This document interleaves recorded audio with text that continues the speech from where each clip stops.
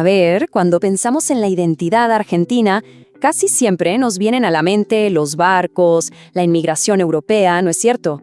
Pero, ¿y si hubiera otra narrativa, una identidad fundacional que ha sido sistemáticamente ignorada? Hoy vamos a explorar el concepto de la Argentina criolla, una tesis que busca, de alguna manera, reescribir parte de esa historia. Y fíjense que el autor, Juan Echevarne Gainza, arranca con una petición bastante directa. Nos pide que dejemos las emociones a un lado y que abordemos esto con frialdad objetiva. O sea, nos está advirtiendo desde el vamos que vamos a entrar en un terreno que puede desafiar ideas pero muy arraigadas. Bueno, entremos de lleno en el tema. La idea central del artículo es esta. La identidad criolla no es que no exista, es que ha sido, sistemáticamente negada a lo largo de la historia.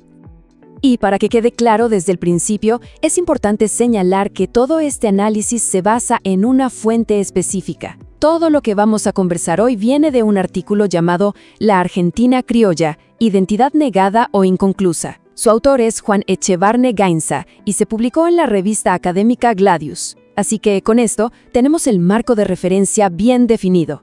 El autor no se anda con rodeos y pone sobre la mesa una cifra. ¿Y qué cifra? 11.750.000. Ese sería, según él, el número de argentinos con raíces criollas que hoy viven como, y lo cito, una minoría étnica ignorada o despreciada.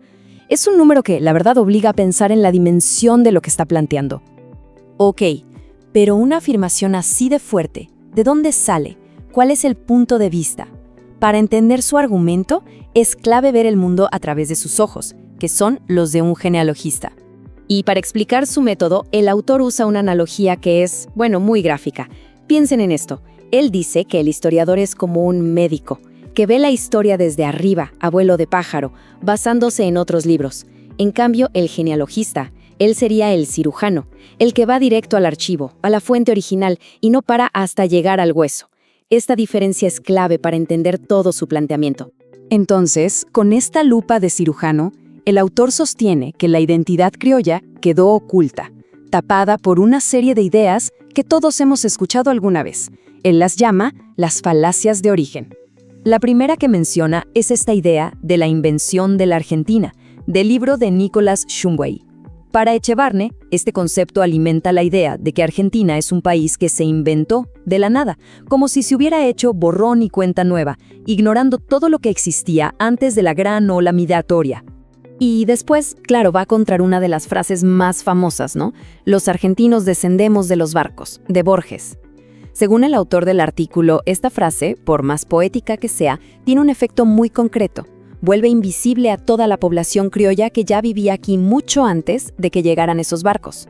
También trae a colación una frase más moderna, atribuida a Javier Milei, que califica a la Argentina preinmigración como un país de cavernícolas. Para el autor, esta es otra pieza más que refuerza esa idea de un supuesto vacío histórico, de que antes no había nada que valiera la pena. Y lo interesante es que encuentra esta misma idea en el otro lado del espectro político. La frase «La Argentina es hija de inmigrantes», atribuida a Cristina Fernández de Kirchner, también entra en su lista de ejemplos que construyen esta narrativa. Y lo mismo pasa con esta otra. A la Argentina la construyeron los inmigrantes, de Mauricio Macri. El punto que busca hacer el autor al citar a figuras tan distintas no es político, sino mostrar que esta idea no pertenece a un solo sector. Es, según él, un patrón que atraviesa todo el discurso nacional y que sistemáticamente deja fuera a la base criolla. Y la última falacia que identifica va más allá de Argentina. Se trata de la idea de que somos latinoamericanos. Para Echevarne, este es un término impreciso. Y ojo, porque criticar este concepto es el primer paso para su gran propuesta final.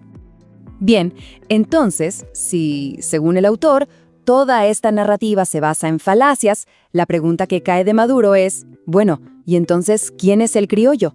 ¿De qué hablamos cuando hablamos de criollo?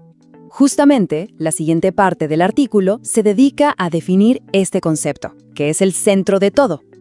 Y acá, creo, llegamos al núcleo de su argumento. Él es muy claro. Criollo no es una raza.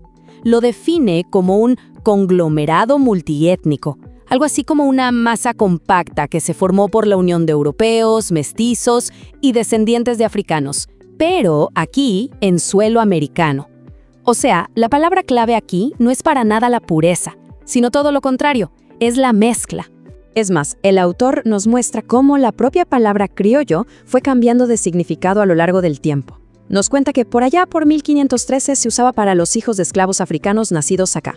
Luego para 1590 ya se usaba también para los hijos de europeos. Y para 1630 el término se amplió todavía más para incluir el mestizaje entre españoles y pueblos originarios. Lo que nos deja claro es que es un concepto vivo, dinámico que fue evolucionando. Y si traemos esto a números de hoy, la tesis del autor nos pinta un cuadro bastante claro. Aproximadamente un 75% de la población tendría sus raíces en la gran inmigración y solo un 25% conservaría lo que él llama auténticas raíces criollas. Y claro, esta proporción, desde su punto de vista, convierte a esa población fundacional en una minoría significativa en su propia tierra. Pero el autor no se queda solo en el análisis o en la crítica. A partir de su definición de criollo, da un paso más allá y lanza una propuesta bastante audaz que busca ni más ni menos que renombrar a todo un continente. Y así llegamos a su idea final, Criollo América. Esta propuesta, en realidad, nace porque no le convencen los términos que usamos siempre. ¿Somos Latinoamérica, Hispanoamérica o Iberoamérica? Para él, ninguna de estas etiquetas nos define del todo bien ni es lo suficientemente inclusiva. Su alternativa entonces es Criollo América.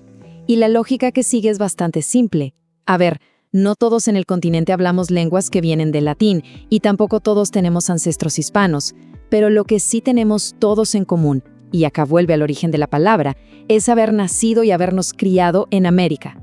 Es una idea que busca unirnos, no por un origen lejano de otro continente, sino por nuestro arraigo común a esta tierra. Y para cerrar su artículo, el autor toma unos versos muy conocidos del Martín Fierro y les da un nuevo significado. Es, en definitiva, una declaración de identidad que resume toda su tesis. Ser criollo no tiene que ver con de dónde vinieron tus antepasados, sino con haber nacido y tener un arraigo profundo con este lugar. Es un cierre que, la verdad, más que una conclusión, se siente como una invitación a que todos repensemos la complejísima identidad argentina.